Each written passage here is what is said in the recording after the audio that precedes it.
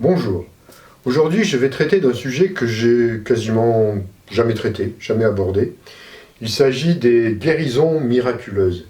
Alors, vous avez tous entendu parler des guérisons miraculeuses, par exemple par des témoignages de personnes qui avaient des maladies totalement incurables et qui se rendaient à Lourdes et qui, en buvant de l'eau ou allant à la source miraculeuse, ils étaient spontanément guéris. Voilà, ça c'était des exemples, c'est un exemple les plus connus. Alors c'est un phénomène qui est fabuleux parce que je pense, alors évidemment je ne tiens pas la vérité absolue du tout et je ne vous donne que mon avis de profane, on va dire, à ce sujet-là. Je pense qu'il y a plusieurs facteurs qui peuvent entrer en compte dans les guérisons miraculeuses. Il y a par exemple les lieux où on se rend, comme à Lourdes ou dans d'autres endroits, où il y a une espèce de vortex de guérison qui fait que déjà, de par son énergie, l'eau peut transmettre une information ou une énergie particulière qui peut amener à la guérison. On parle souvent de sources miraculeuses qui guérissent de certaines pathologies, on va dire, très mystérieusement aussi, que la science n'est pas capable d'expliquer. Alors, il y a ce phénomène-là qui peut rentrer en compte aussi, et il y a évidemment aussi la foi qui fait des miracles. C'est-à-dire que quand vous allez, si vous avez une dévotion et une foi très puissante envers un être comme le Christ, Marie, ou pour certains c'était Padre Pio, ça peut engendrer effectivement une autoguérison qui est un phénomène où l'énergie vitale, notre énergie vitale, va être en mesure de transmuter la maladie, mais en un instantané, et apporter une guérison aussi rapide. En fait, la guérison, ça peut être long dans certains cas, mais ça peut être aussi instantané, une fois que, par exemple, ce qu'on appelle les formes pensées sont dissoutes. Déjà, ça peut aller très vite. Évidemment, il y a aussi des fois des histoires un peu karmiques derrière qui font que ça peut se passer comme ça. Mais regardez, si on observe les choses d'un peu plus près, il y a, par exemple,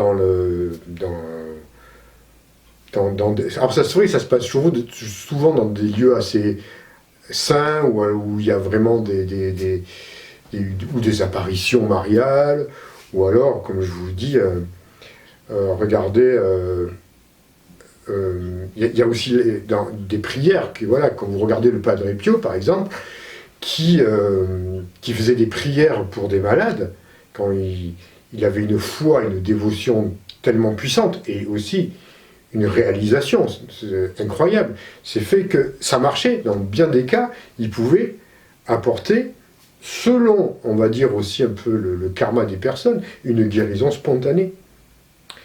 Alors, il y a des guérisons, il y a des paralytiques qui vont se lever d'un coup, alors qu'ils étaient impossibles. Il y a des maladies lourdes aussi qui peuvent être guéries par la puissance de la foi. Et de la foi.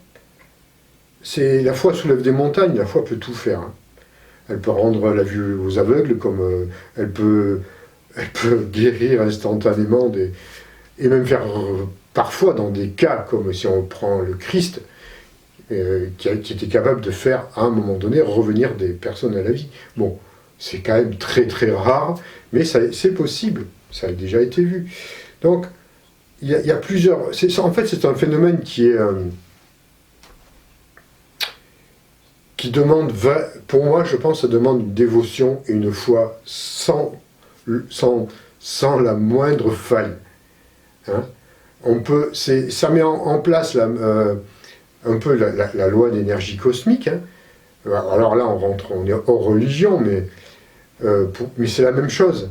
C'est la même énergie qui rentre en compte quand c'est comme ça.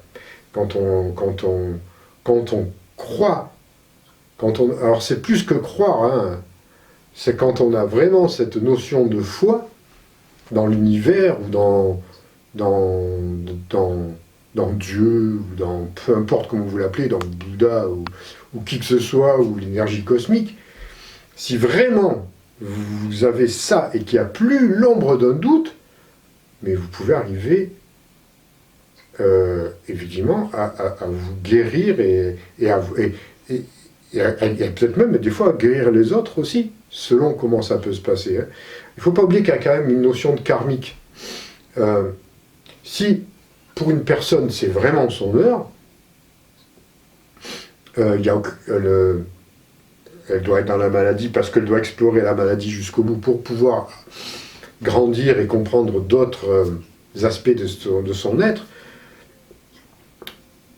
Il n'y aura pas de guérison. Le miracle, ce ne sera pas là.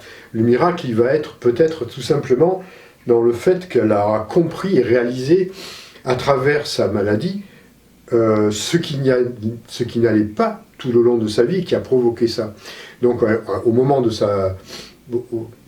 à travers sa maladie et au moment de sa mort, elle va faire la réalisation de ce que son âme lui demandait de comprendre.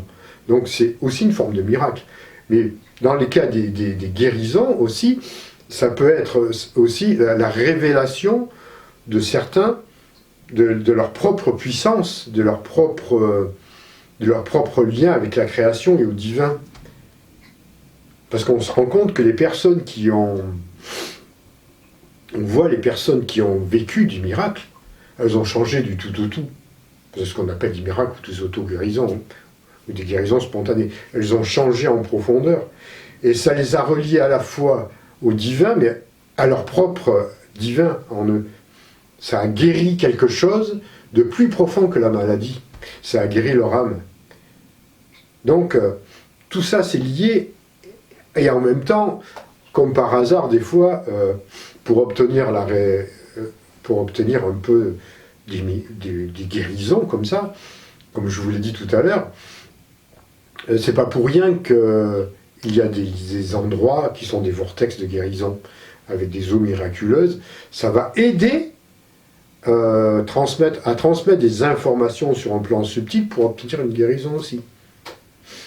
Tout est lié, il n'y a pas de hasard. Vous savez bien ça.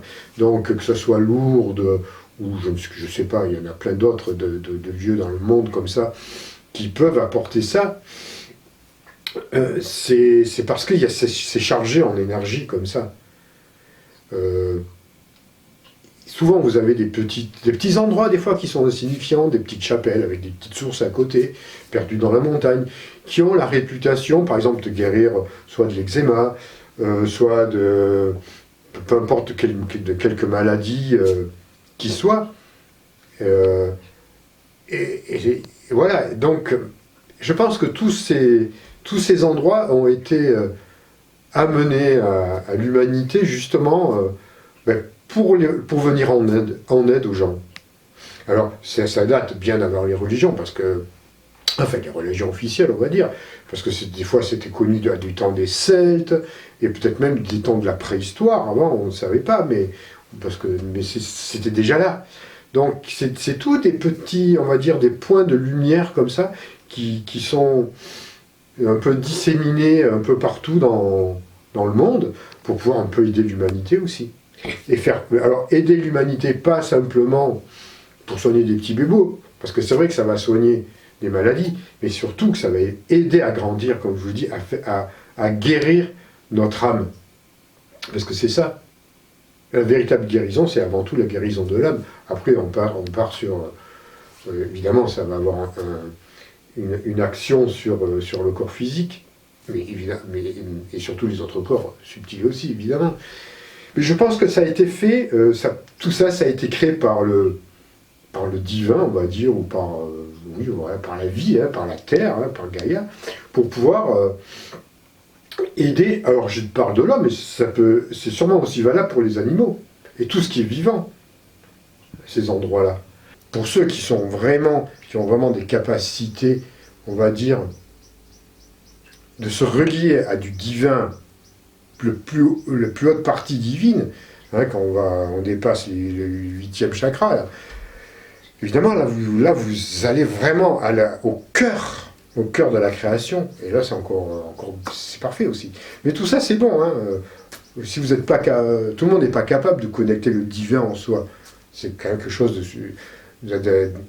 qui demande quand même un gros travail de purification, de nettoyage et de connexion. Mais si vous connectez simplement par la prière, par des prières à des égrégores de guérison, c'est très bien. C'est très bien. C'est très bon.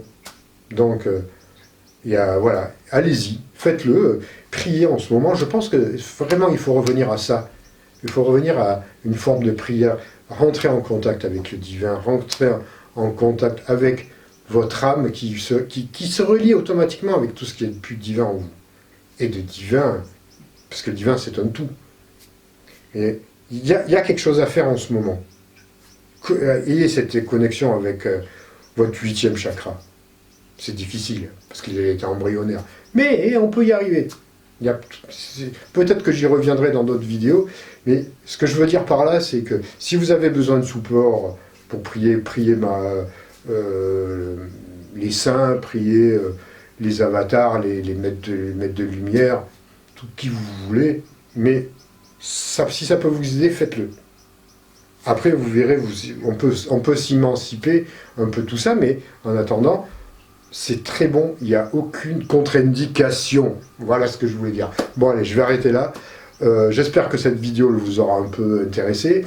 N'oubliez pas de la liker, de la partager, et puis de vous abonner si vous n'êtes pas encore abonné à ma chaîne. Voilà. Allez, je vous laisse et prenez très soin de vous. À très bientôt.